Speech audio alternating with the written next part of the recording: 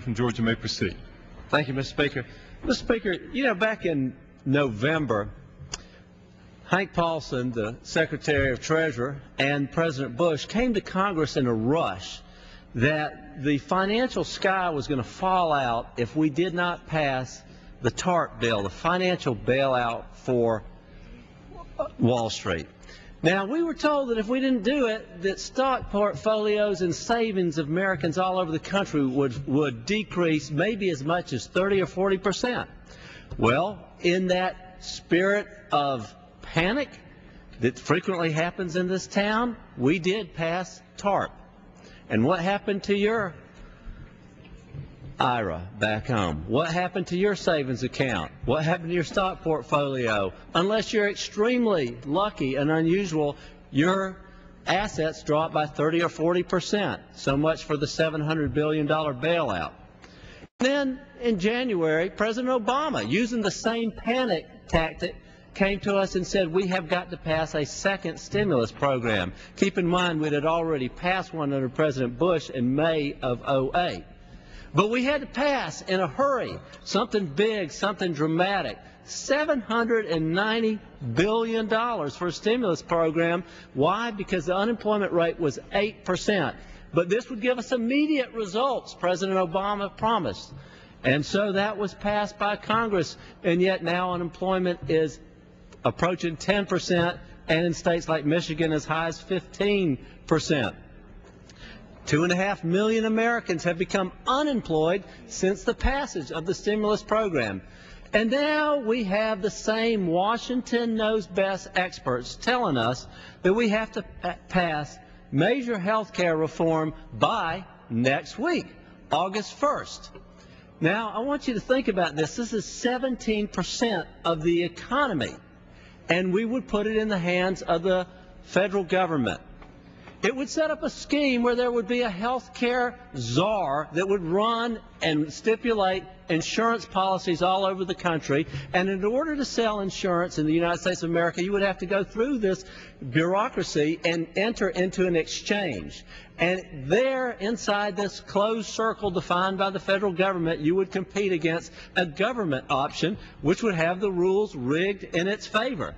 And if you as an individual did not do that, you'd have to pay a 2.5% surcharge. And if you in a small business did not offer insurance to your employees, you'd have to pay 8%. Is that the best way to get things done?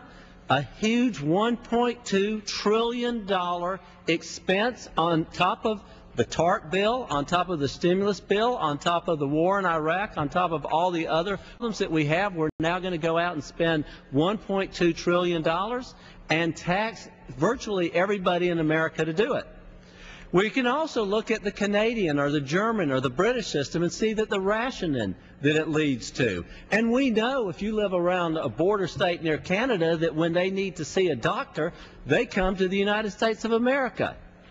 And we have also seen in states like Massachusetts where they have a government option that it takes twice as long to see a doctor as it does in Los Angeles. We also know that this plan will do away with Medicare Advantage. I don't know if the AARP realized that when they endorsed the bill, but this not only does away with Medicare Advantage, but it cuts Medicare itself. And then between you and the doctor comes the bureaucrat. Because you don't get a second opinion under the government-run healthcare system. What the doctor tells you, that sticks. You can't go to 3 or 4 doctors because the bureaucrats in Washington who make the rules don't allow it. These are things that concern me. They concern Democrats and Republicans alike. Seniors and young people enter into the workforce. That's why I think we should slow this system down. And when you hear somebody say this does not require a senior citizen to have a consultant with their doctor and the government bureaucrat every 5 years on their end-of-life plan, they're wrong because that is in the bill. Every 5 years, senior citizens are supposed to report to some bureaucrat and say, here's my 5-year end-of-life plan. And as President Obama said himself, and we are going to strongly encourage hospice.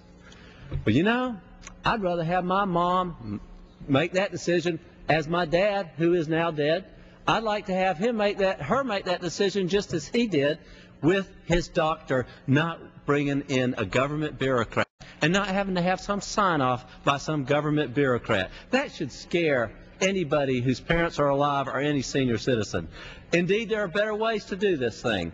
Association health plans that would allow small businesses to band together and get the economies of scales that the big purchasers of insurance can get.